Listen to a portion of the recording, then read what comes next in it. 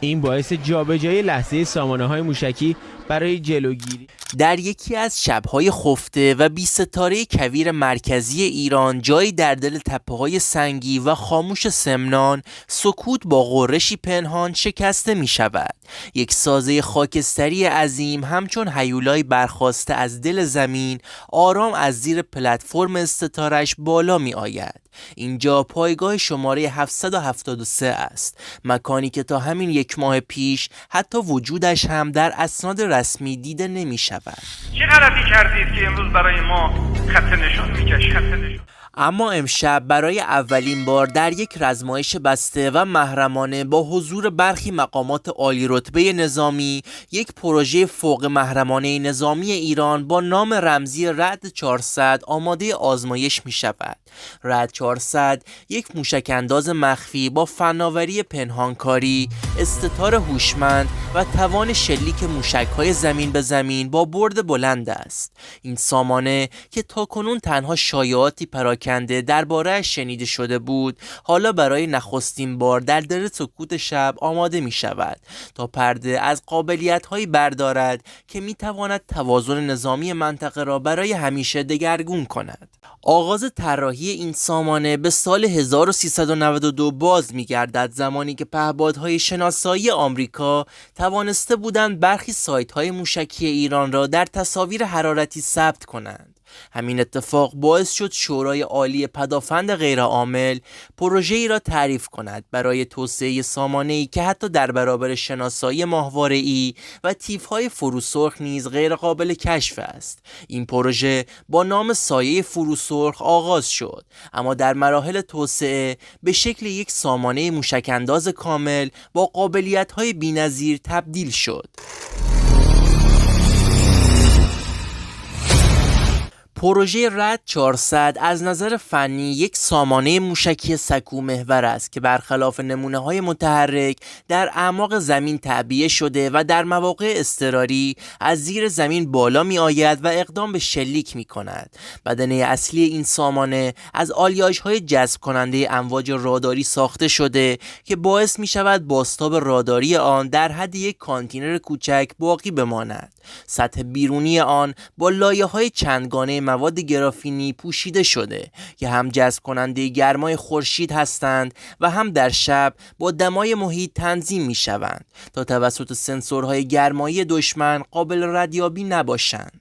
اما نکته شگفت‌انگیزتر در مورد این سامانه موشک‌هایی است که پرتاب می‌کند. موشک‌های شفق 4 نسل جدید موشک‌های بالستیک کوتاه تا میان برد ایرانی هستند، با بردی حدود 1000 کیلومتر، هدایت تمام دیجیتال، قابلیت مانور در فاز نهایی و در برخی نسخه‌ها مجهز به سر جنگی EMP برای نابودسازی زیرساخت‌های الکترونیکی دشمن هستند. سردار حاجی‌زاده میگوید موشک جدیدی به خانواده موشک‌های بالستیک رعد 400 به نوعی فناوری بومی شده از سیستم‌های خنک کننده پلاسما مجهز است که در هنگام آمادگی برای شلیک با تولید گازهای بی اثر و سرد دمای سطح سکوی پرتاب را به شدت کاهش می‌دهند.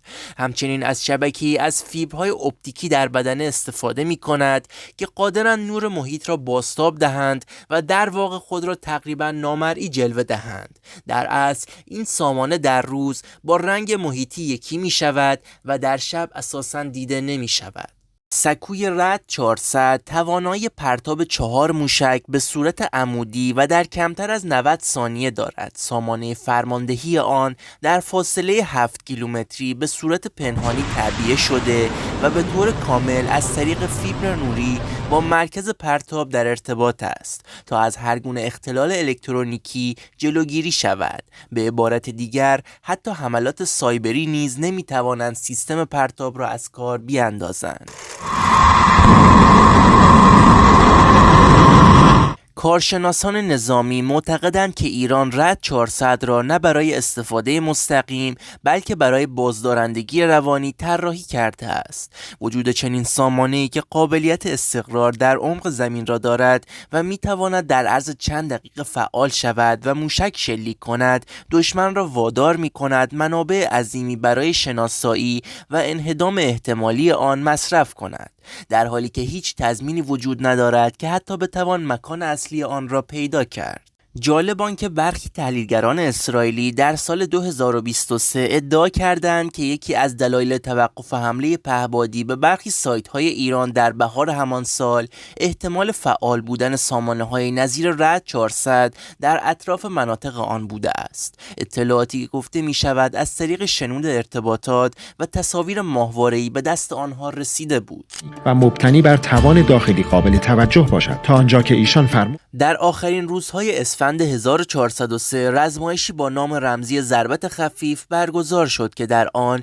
یکی از نسخه‌های اولیه رعد 400 مورد آزمایش قرار گرفت. پرتاب شبانه‌ای که از پایگاهی در یزد انجام شد، موشکی را به سمت منطقه فرضی در نزدیکی مرز شرقی کشور هدایت کرد که با دقتی حیرت انگیز تنها با 5 متر انحراف به هدف برخورد کرد.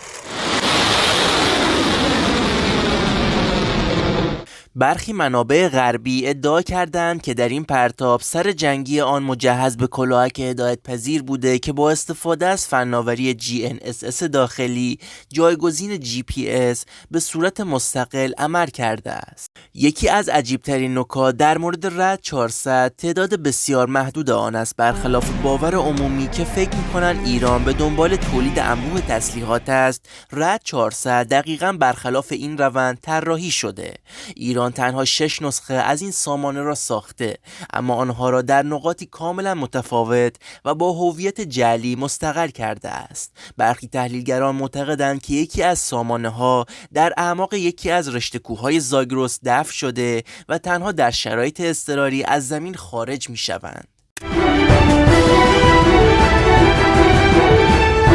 بر اساس گزارش‌های درج کرده، وزارت دفاع ایران در حال توسعه نسخه‌های پیشرفته‌تر با نام رعد 500 است که قرار است توانایی هدفگیری ماهواره‌ها در مدار پایین را نیز داشته باشد.